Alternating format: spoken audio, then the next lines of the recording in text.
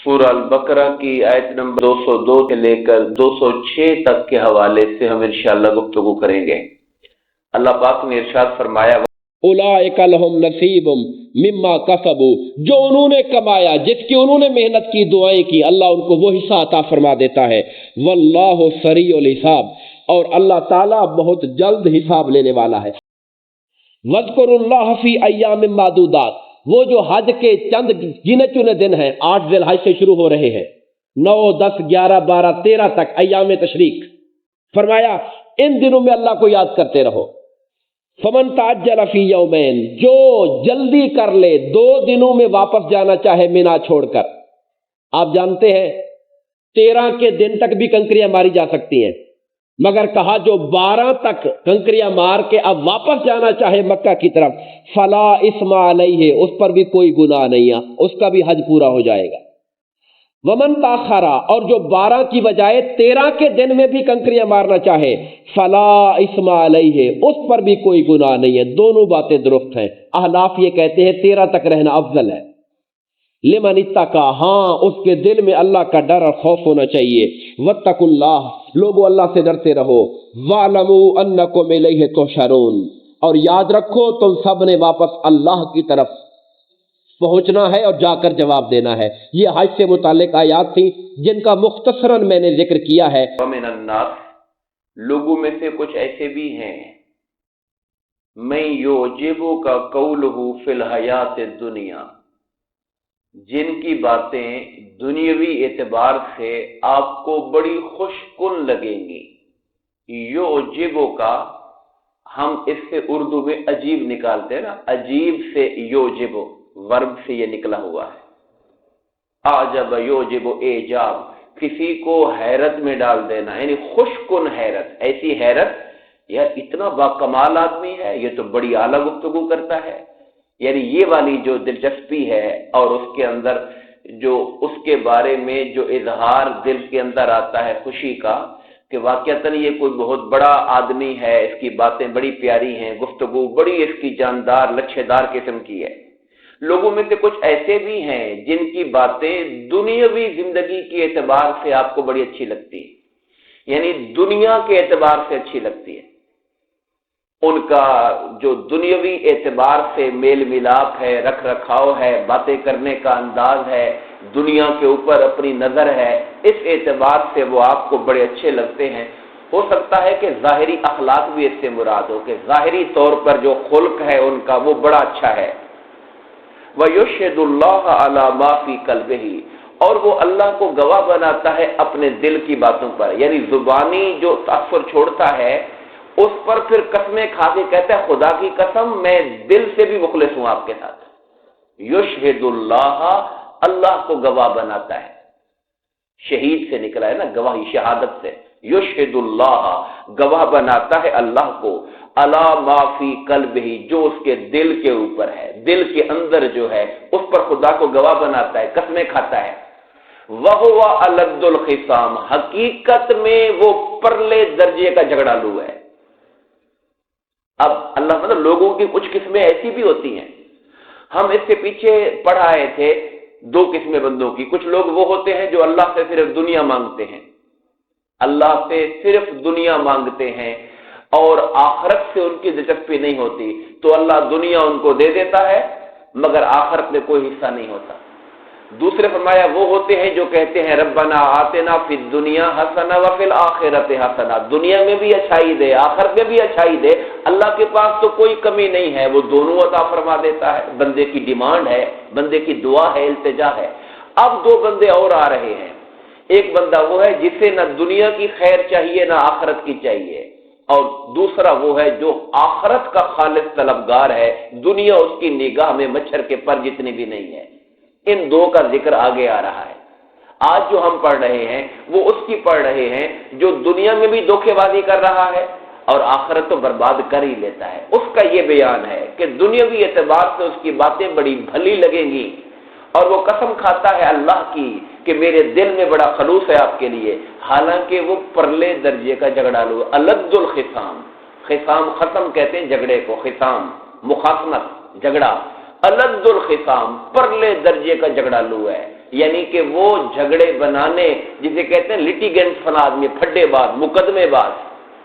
اس طرح کے مزاج کے لوگ ہوتے ہیں جو بلا وجہ جھگڑا کھڑا کرنا چاہتے ہیں۔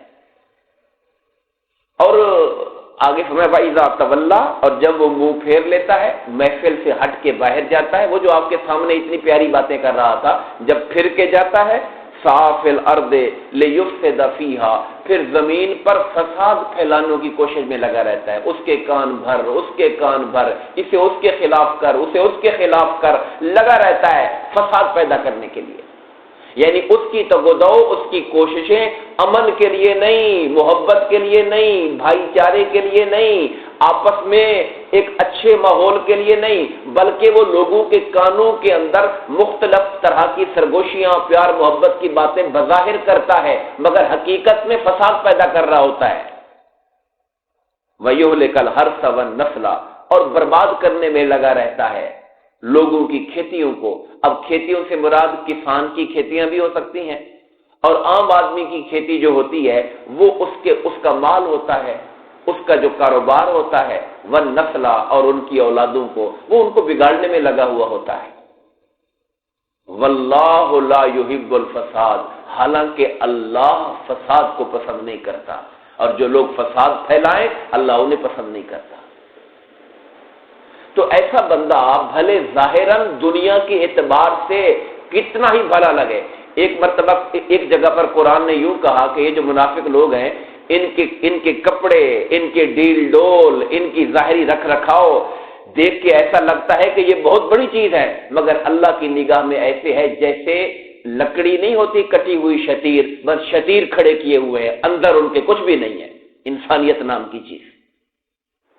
منافقوں کے بارے میں اللہ فرماتا ہے خشب مسندہ، جیسے ٹیک لگا کے آپ شتیر کھڑے کر دیتے ہیں تو دکھنے میں تو ٹمبر بڑا اچھا، آپ کسی ٹمبر کی مارکیٹ میں جائیں بڑی پیاری پیاری لکڑیاں لگی ہوئی ہوں گی، خوبصورت قسم کی لگی ہوں گی۔ کہا یہ جو منافق قسم کے لوگ ہیں اللہ کی نگاہ میں لکڑیوں کی طرح ہے، جن میں کوئی اللہ کی محبت اور خوف رکھنے والا دل ہی نہیں ہے۔ اس طرح کھڑی ہوئی لکڑیاں ہیں جو دیکھنے میں لگتی ہے بڑی چیز ہیں، حقیقت میں ان کے اندر کچھ بھی نہیں ہے۔ یہاں مثال دی جا رہی ہے کہ باتیں بڑی اچھی ہیں، خوشنما، قسمیں کھا کے دل کی محبتوں کا یقین دلایا جا رہا ہے، لیکن جب آگے سے ہٹتے ہیں،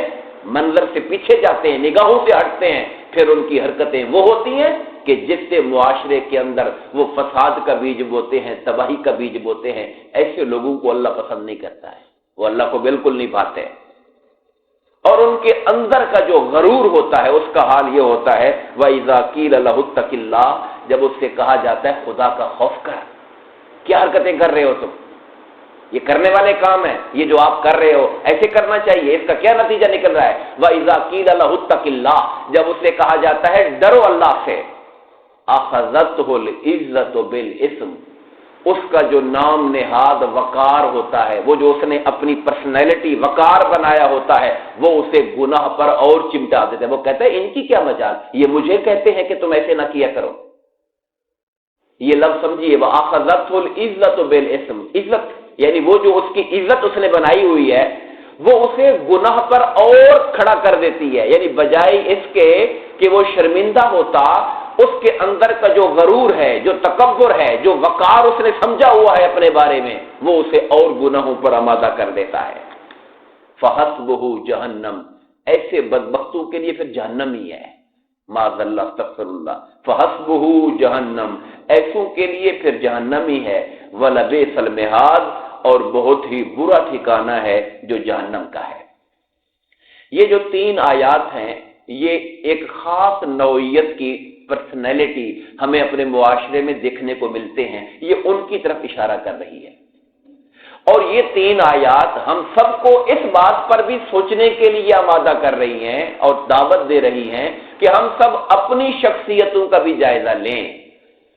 کہ کہیں ہم بھی تو اس طرح کے عیبوں کا شکار نہیں ہیں۔ قرآن مجید ایک آئینہ ہے جو ہمیں اپنے آپ کو، جس میں ہمیں سب سے پہلے اپنے آپ کو دیکھنا چاہیے، اور پھر اس کے بعد ہمیں اپنی سمجھ اور اپنے آپ کو بچانے کے لیے معاشرے کے افراد کو بھی جائزہ لے لینا چاہیے کہ ہمارا معاشرہ کدھر جا رہا ہے اور ہم کس طرف چل رہے ہیں۔ اب یہ جو فرمایا وہ علد الخصام، پرلے درجے کا جھگڑالو ہے، احادیث پاک کے اندر آتا ہے اللہ کی نظر میں گناہگار ہونے کے لیے اتنا کافی ہے کہ کوئی آدمی لوگوں سے جھگڑا کرتا پھرے، یعنی مسلمان کا کردار جھگڑے ختم کرنے والا ہوتا ہے، جھگڑے بڑھانے والا نہیں ہوتا۔ نبی پاک صلی اللہ علیہ وسلم کا فرمان ہے کہ وہ شخص من ترک المراء فهو محق، وہ شخص جو جھگڑا چھوڑ دے حالانکہ وہ حق پر تھا۔ اچھا، جو حق پر ہوتا ہے اسے جھگڑا کرنے کی اجازت ہوتی ہے اپنا حق لینے کے لیے، مگر فرمایا کہ حق پر ہوتے ہوئے وہ اللہ کی خاطر اگر جھگڑے کو چھوڑ دیتا ہے تو میں اللہ اسے جنت کے وقت میں محل کی خوشخبری عطا فرماتا ہے۔ جنت کے وقت میں، جیسے کہتے ہیں نا ہمارا جو گھر ہے نا وہ شہر کے سینٹر میں ہے، شہر کا سینٹر، تو جنت کے سینٹر میں اللہ تعالیٰ اسے خوبصورت محل کی بشارت دیتا ہے جو جھگڑے کو چھوڑ دیتا ہے، حالانکہ وہ ہوتا حق پر ہے مگر خدا کی خاطر اپنے جھگڑے کو آگے نہیں بڑھاتا اور بات کو ختم کر دیتا ہے۔ تو ایک کردار وہ ہے جو الذ الخصام ہے، جھگڑالو ہے، بلا وجہ جھگڑنے کی کوشش کرتا رہتا ہے، اور دوسرا وہ ہے جو حق پر ہوتے ہوئے بھی اپنے آپ کو پیچھے ہٹا لیتا ہے۔ یہ دو الگ الگ کردار ہیں جن پہ غور کرنے کی ضرورت ہے، اور وہ جو اللہ کو ناپسند ہے اس کردار سے بچنے کی ضرورت ہے۔ اللہ تعالی ہم سب کو اس کی توفیق عطا فرمائے، آمین۔ وما علینا الا البلاغ المبین۔